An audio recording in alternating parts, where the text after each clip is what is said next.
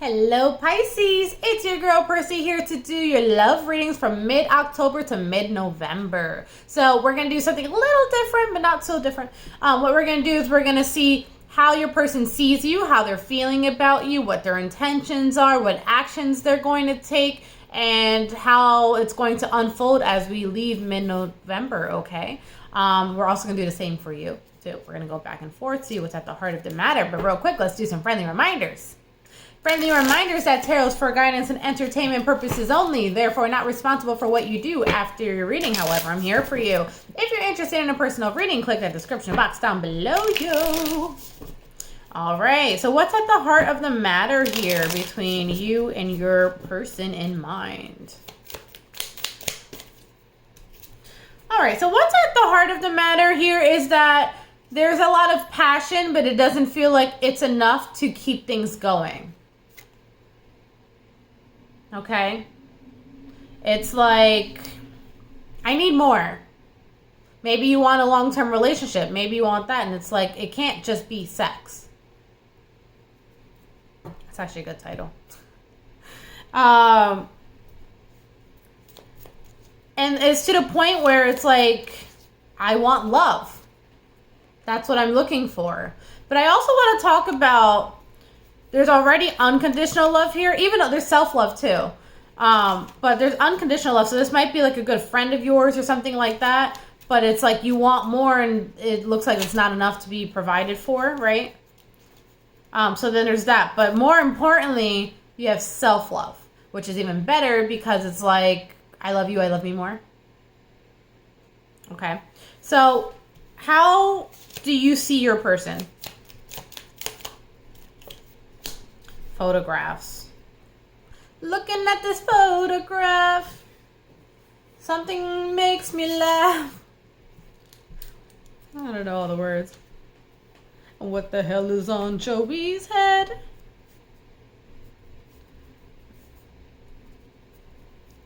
Okay, so what's happening here is like you might literally be looking at a photograph, right? You might literally, what is wrong with my hair? Whatever. You might be nostalgic, okay? You're like, man, we had good times here. Or, oh, I remember when we did this or whatever. But where they at though, right? So how do they see you? See, but they really like you in a sense of you make them really happy. It's very playful. It's like you bring joy to their life. And it's like when you guys are together, you really, really, really do enjoy each other. You do. There's no arguments there.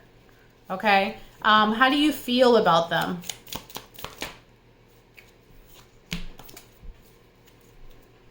So you feel two ways about them. So part of it is very lighthearted. It's fun. Again, you're getting that very fun feel. It's very fun. It's lighthearted. And it's like you're trying to find out to see where things go, right? And you're trying to adapt. You're trying to heal. You're trying to change and like see if it's worth changing for. Now, part of you feels like this. The other part of you, it's like you really miss them. It's like it always feels like you don't see them enough or you don't interact with them. Something's happening where there's a lot of separation, a lot of time apart from each other. And it leaves you feeling unsure of the future. Like, I don't know how this is going to work out, or I don't know, like, how it would unfold, right? So, how are they feeling about you? Twin flames. Oh, shit. So, how they feel about you is that you guys balance each other out. Now, I don't know if they're aware that... Yeah, and you even have the runner-chaser energy coming up now, too. So you might be dealing with your twin flame. But the thing is, I don't know if they're aware, but what they are aware of is that you guys are like the yin and the yang. So when one person's hyper, the other person's calm. When the other person's calm, the other person's hyper. And it's like you guys constantly balance each other out, right? And you guys are really good at that. It's... You complement each other really well. You might even like physically complement each other really well too. And it also feels like You guys are really good at, I don't know, it just feels like you're good at balancing. And I know that twin flames get a really bad rep, and I don't really go on to that. But it just feels like the later stages of twin flames. Twin flames aren't always meant to be with each other, but if two people are whole, they can come together, right? And it feels like you already went through all the other stages, and now you're at the place where you can balance each other out really well.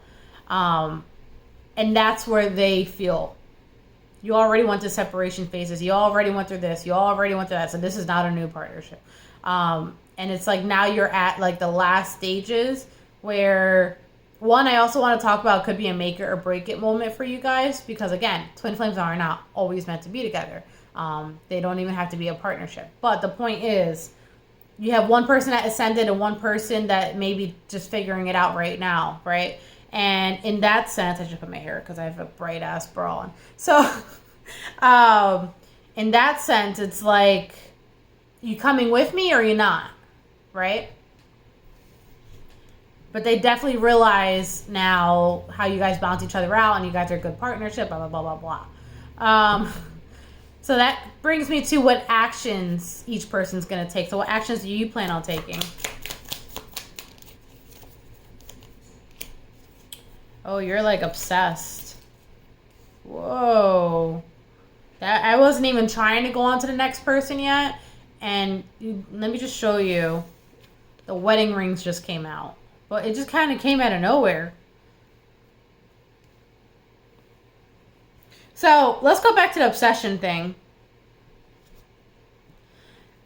I see two things. It's like, I really want this to work, and if they call, I'm running over there. I'm not saying no or whatever, right? But I just want to point out that, like, make sure you're not being codependent here, because I do see that, like, that could be a little controlling. So it's saying, like, either they're restraining you, or you should be restraining yourself a little bit, right? But I wasn't even asking about the next person yet, and what slipped right onto there, wow. You have unconditional love, oneness, passion, affection, and attraction, right? That is what I just pulled right now. But what slipped was union, wedding, married, soul connection, eternal love, everlasting promise. So I would not be surprised if this person kind of out of nowhere had a proposal like, I want to be with you like forever. I kind of want to clarify that. Like, what triggers them to do that?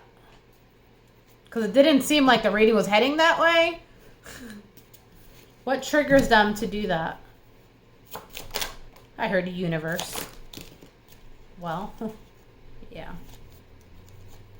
You may have noticed that your person, even though they had these strong feelings, they weren't telling you everything. They weren't showing it, or they were pushing you away or something like that. There's just a lot of time.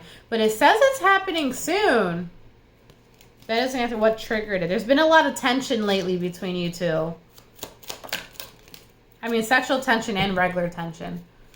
To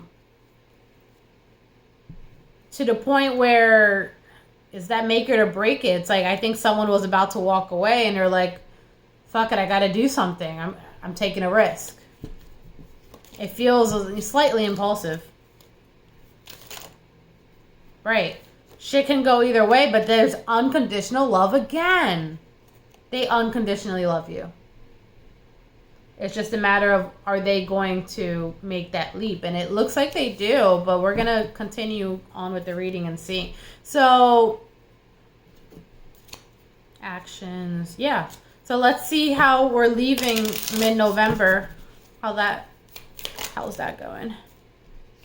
Okay, so you're hooking up by mid-November again. Unconditional loving. That's the third time it said that. 2 different decks, too. Unconditional loving, giving and receiving, affection and falling in love. But it feels like whoever this is, whether this is you or you see where you fit, right? It looks like someone made a decision to leave. because I see the relationship is over, no second chances, grow and transform your life, right? But it came, what's really weird is that it fell at the same time as it's like I don't know, it's like you hook up and you're like, we're not doing this anymore. And you're like, this is the last time. Is it? I gotta do a little more on this. It's a make it or break it moment. Whoever the feminine energy is here, the feminine energy is the one that is seriously thinking about leaving. Despite having this chemistry and despite having these feelings for him. Because I think the feminine energy also unconditionally loves the other person. I think it's mutual. But the feminine energy feels like it's very one-sided. And they're trying to make healthy choices.